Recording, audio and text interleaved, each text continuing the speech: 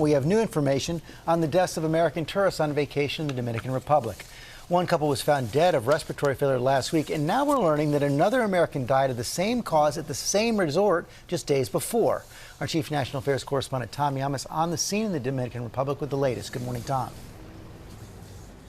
George, good morning to you. This stunning new development is rocking this vacation mecca. All three of those deaths you mentioned still remain a mystery, and the families of those victims say enough is not being done here on the island. They want the FBI to get involved. They want the State Department to be here. Now, what is clear right now is that several Americans have died here. One has been attacked in what is becoming a brutal year for the DR. This morning, a growing nightmare in paradise, as we're now learning of another American tourist ending up dead inside of this resort in the Dominican Republic. This just 5 days before another couple was found dead in their room at the same resort. The family of 41-year-old Miranda Shop Warner now demanding answers after they say she took a drink from the minibar in her hotel room, then suddenly collapsed and died. A family spokesman telling Fox News, "She had a soda mixed with one of the small bottles of whatever alcohol it was, and suddenly she called out to Dan, and he came right over, and she was unable to breathe." Just before the incident, Warner posting these photos of her room to Facebook. She was there with her husband, a doctor, celebrating their anniversary. He says after taking that drink, she abruptly experienced acute physical distress and collapsed.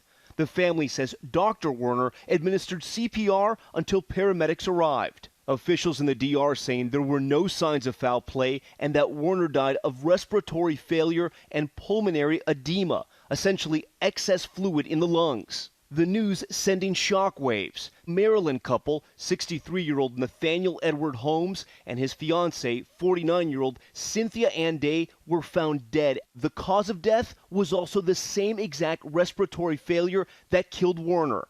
The resort where the tourist died is Bahia Principe, a sprawling, all-inclusive property east of Santo Domingo. In response to the three deaths in less than a week, the resort saying staff followed the proper protocol and telling us, "We are deeply saddened by the incident and want to express our deepest condolences to their family and friends." This coming as the Dominican Republic has already faced damaging headlines this year after 2 American tourists died and another was attacked while on vacation.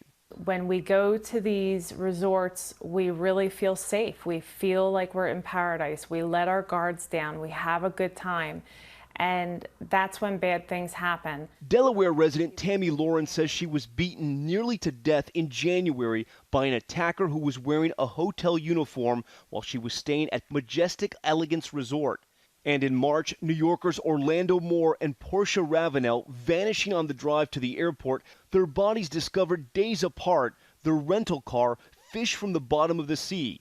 Authorities in the Dominican Republic believe the couple was involved in a car accident along an oceanfront highway. But now, 2 members of Congress are calling for an FBI investigation.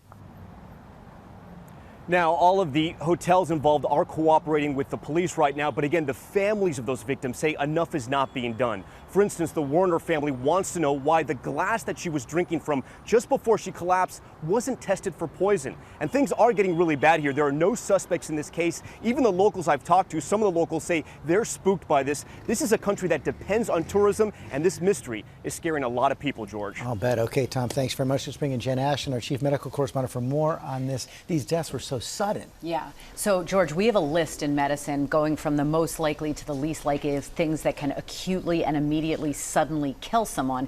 Basically, they go from heart, lung, vascular issues like a clot or a ruptured aneurysm to infection. And then we start thinking of things like poisoning and trauma. Obviously, the key here is going to be in autopsy reports and toxicology reports. And when you've got 3 deaths in 5 days, you know the investigation is key. This is absolutely concerning and suspicious. And I want to just speak to something we heard in Tom's piece. We're hearing reports that the same cause of death, pulmonary edema, cardiopulmonary arrest, that is what doctors have to put on a death certificate when they don't know what the cause of death was, because that was the most proximal thing that happened. The heart and lungs stopped working, therefore the person died. Until we see a post-mortem report, an autopsy report with full toxicology, we don't know what the cause of death was. What a was, miss but I can not tell to you, check that glass. Absolutely, and the toxicology and postmortem, the autopsy, will absolutely be able to tell what killed these people. In the meantime, we've had this other very strange and sad case out of Fiji where a couple just seemed, no indication they were poisoned, but just seemed to get some kind of a flu. Exactly, and there's been a lot of talk that there's some infectious disease, some virus. Again, I spoke to a top ID infectious disease expert yesterday who said there is almost no infection that out of the blue can kill 2 healthy people this quickly. So again, there's symptoms may be a clue, but that is another example. We need a postmortem, autopsy, and toxicology, because when you see 2 more people, young, healthy, die suddenly, that is really, really suspicious. Sure is. Jen Ashton, thanks very much.